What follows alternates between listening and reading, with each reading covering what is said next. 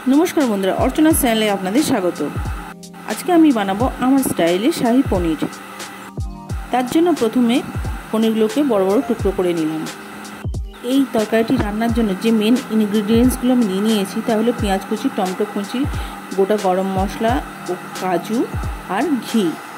প্রথমে ঘিয়ের মধ্যে পনিরগুলোকে আমি ভেজে তুলে নিয়েছি।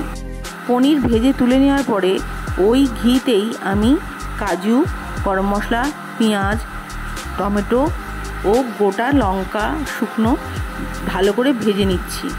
নেওয়ার পরে আমি মিক্সিতে ওটি পেস্ট করে নেব। অবশ্যই ঠান্ডা হলে পেস্ট করতে হবে, নতুবা মিক্সিটা গলে যেতে পারে।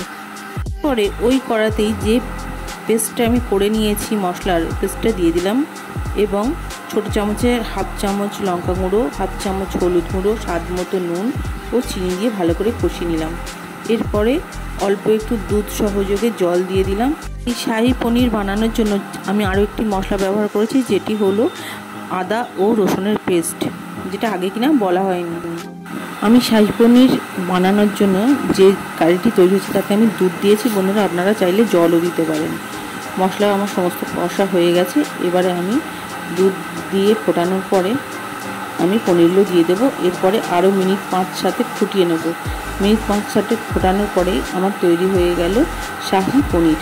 বন্ধুরা, আমার স্টাইলে এই শাহি পনির আপনাদের যদি রেসিপিটি ভালো লেগে থাকে তাহলে অবশ্যই একটি লাইক ও শেয়ার করে দিন।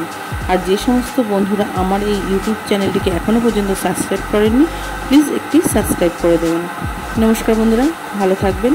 আজকের মতো তাহলে ভিডিওটি আমি এখানেই শেষ করছি। নমস্কার, আবার দেখা হবে নতুন অন্য কোনো ভিডিওতে।